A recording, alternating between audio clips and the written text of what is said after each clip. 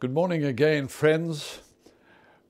We have been looking at Moses, this intriguing character in ancient history, one of the great leaders of history itself. Yesterday we reflected on those words, and Moses persevered as seeing him who is invisible. Moses was acting out on a profound belief and conviction about someone he could not see. Now, that's hardly a palatable truth in this day and age. People want to see literally with the physical eyes and touch and hear and smell, and then they will believe. But this extraordinary man is aware that there is another reality that surrounds us, and he lives that out. Some of his actions may not have been altogether sound, like we read yesterday. He kills an Egyptian, but Moses has this deep sense of justice and protection. There's another story a few verses later, after he kills that Egyptian. He is discovered, you may remember, and the young prince of Egypt flees for his life into the land of the Midianites.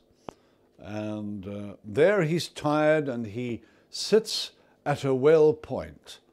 And there are some women at this well looking after their father's flocks, their father being Jethro, who was a priest of the Midianites.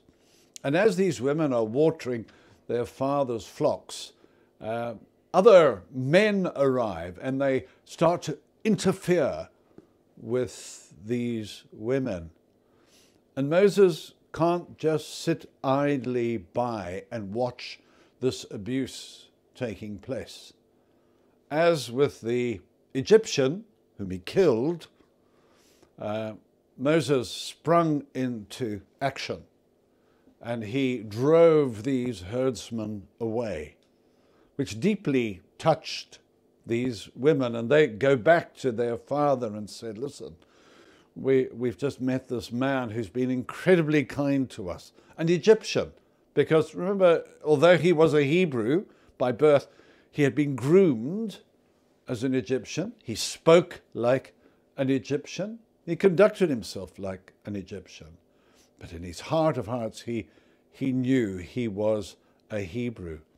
And there was that sense of justice and that protective sense, even towards women. And that's how it ought to be. Do we have a sense of justice and protection towards the women with whom we interact? Moses persevered as seeing him who is invisible in a very male-orientated country as we live in South Africa. May that example of Moses speak into our lives.